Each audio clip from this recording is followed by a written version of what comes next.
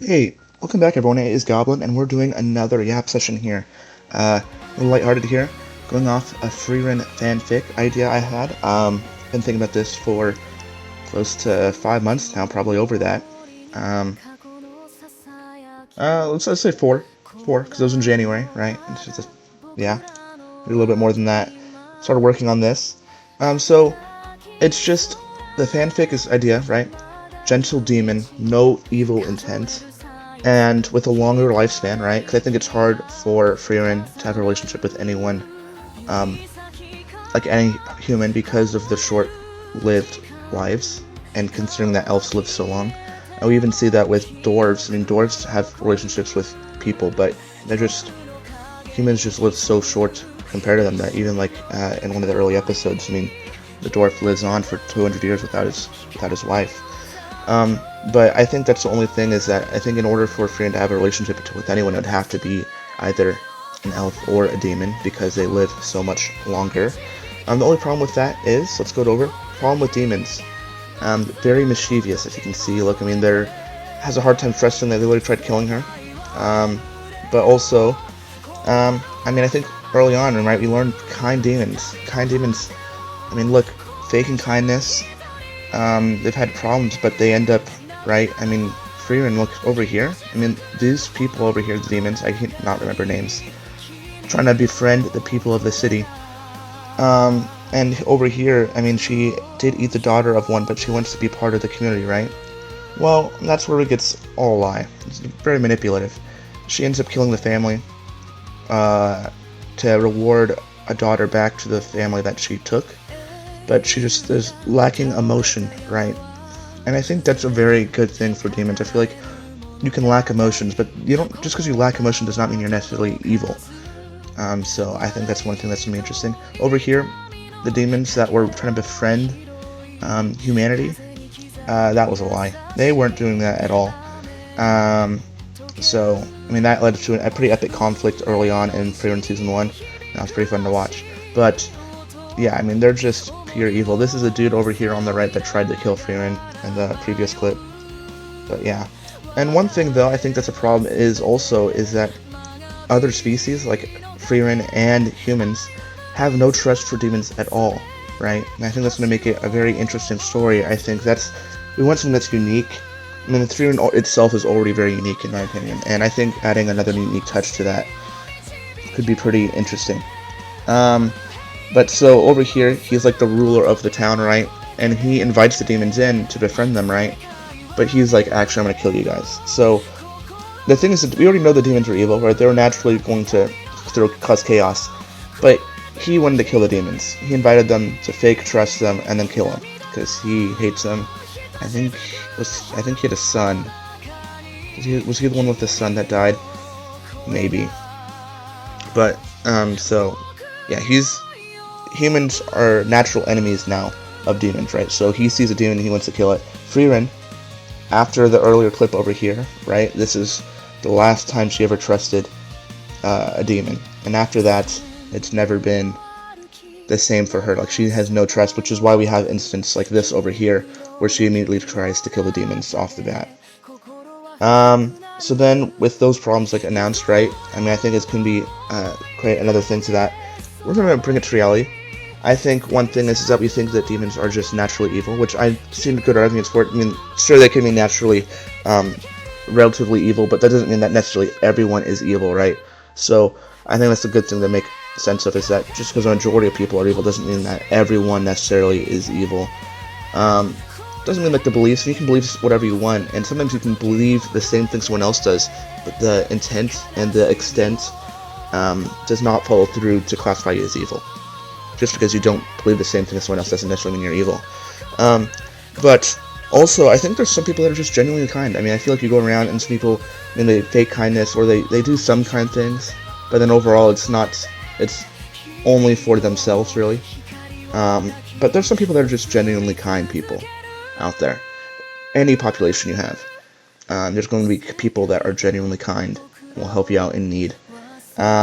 I think one thing though, also, I think it really shows, this would really show the difficulty it takes to build trust in any relationship.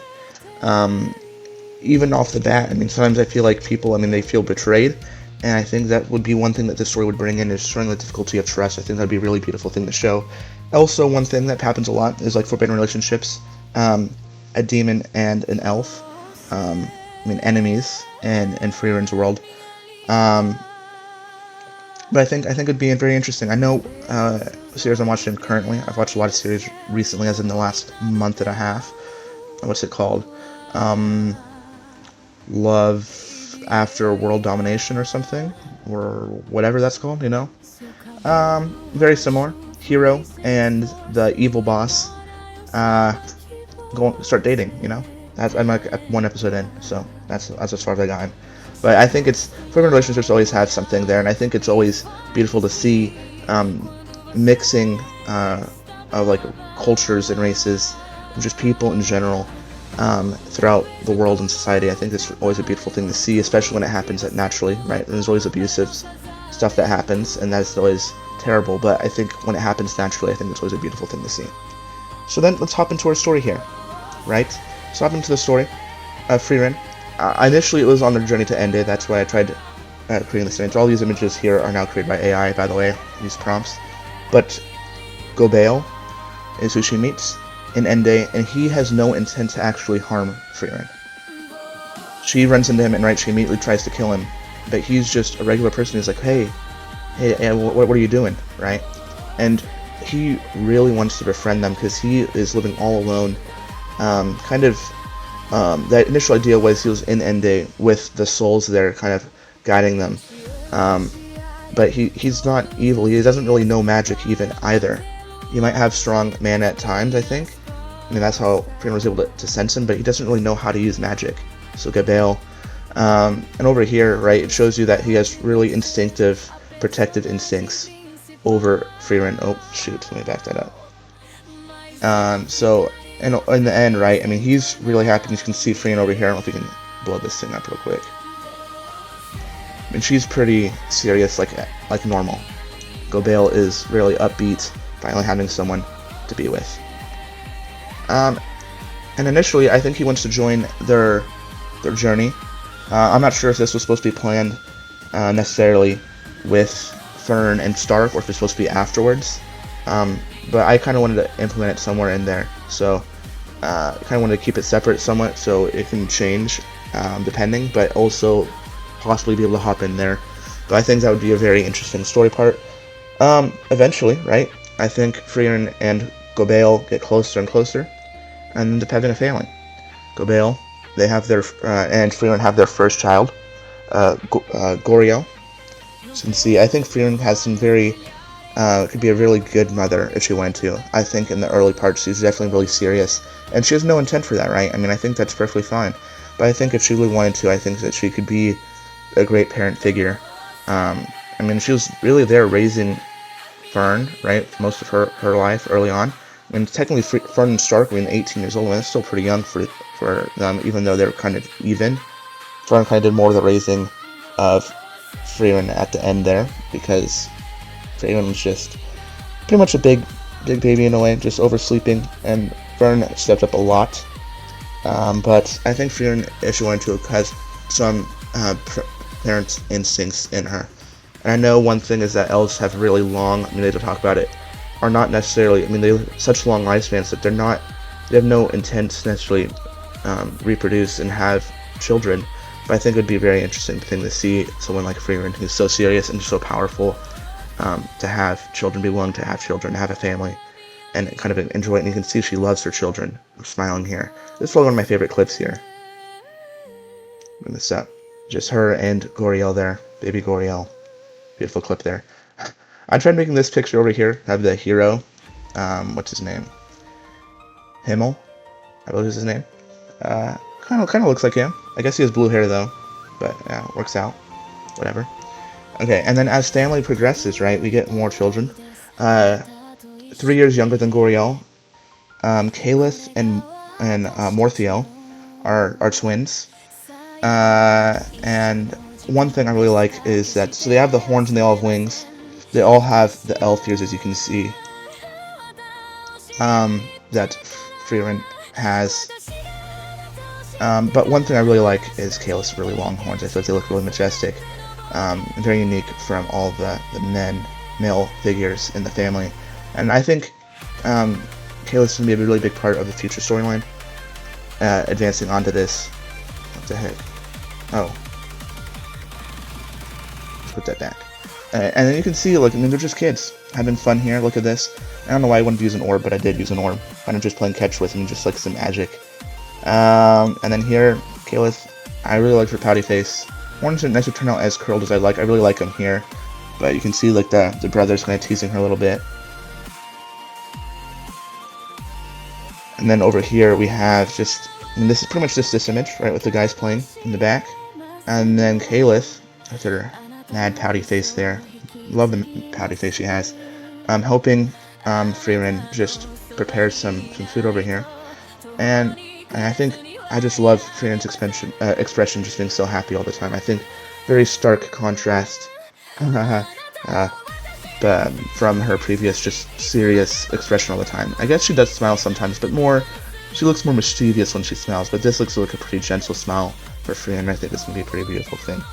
And going on is Kalis. I think Kalis is going to be a huge part of this. So one thing is that even with Frieren and what's his name? I forgot it. Gobael. They can't unify demons and humans, and that's one thing Gobael wanted to do. Is that demons? That's why he got pushed away. Is demons are evil, and there's evil leadership, right? The demon lord, and there are good demons.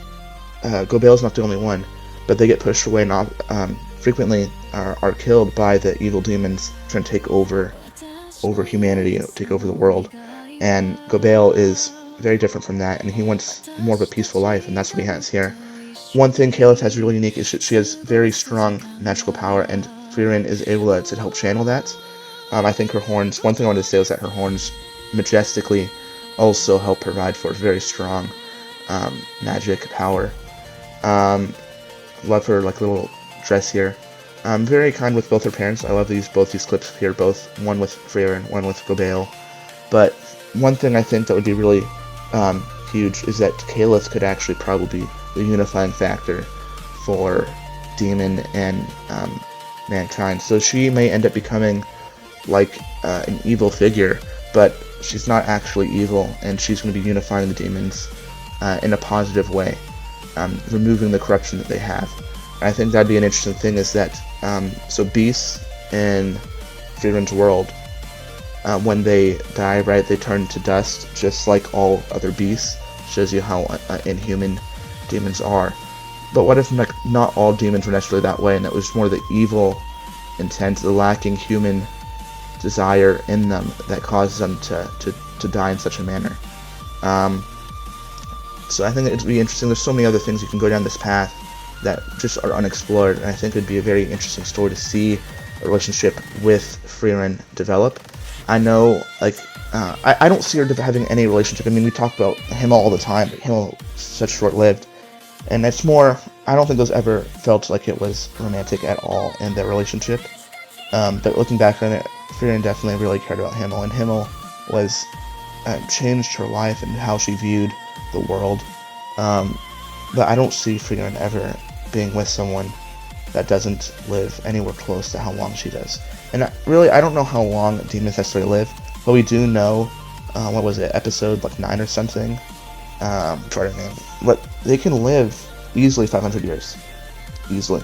So demons can live a long time, which is probably second most. I mean, out of species, I mean, dwarves live like, how long? 350 years, I would think, right? I mean, ish. Does that sound more right? But elves, I mean, Frieren over 1,000 years old. Well over 1,000 years old. And Ciri, probably 1,000 years old when she met Frieren for the first time. So, I mean, elves really do live a long time. So I think that the only thing that Frieren could have is being in a relationship with another person that lives life longer like her. I just don't see it being necessarily an elf. I just think it's kind of interesting. Like the elves, who is the one dude that she met, the one big monk? We've seen him occur a couple times, especially in the second quarter of season 1, right, with Ubel. I think he's really strong, really powerful. I just don't see that connection there. I mean, there's only a couple elves left, but I think if elves wanted to prolong and live on, I don't think elves would live on. I mean, right? I think they talk about it a lot with like Ciri and Frieren, is that elves are dying out. There's not a lot of elves. I think we've only seen 3 elves in the whole series, and that's Frieren, Ciri, and whatever his name is, the big monk man who helped keep Stark warm when he almost died in the frozen tundra there. But yeah, I mean, I think he's a really kind dude, and I think that's really powerful. But I just don't see that. I mean, especially since he's a monk too. I just think he's more. He's more for the good of people, right? But I don't think that's necessarily having a family either. So I think that's going to be a difference, kind of dividing potentially a relationship there. So I think this probably is the best bet that we're going to get to anything. Probably his most beautiful romantic relationship we probably could get with Frieren, and I think that'd be a really nice thing to see. I haven't really started working on this, but it's something I've been thinking about for several months, so we'll see how this develops. I have another idea I might be wanting to develop that is more separate of this, so we'll see where we go, but definitely have this idea. I think it would be great.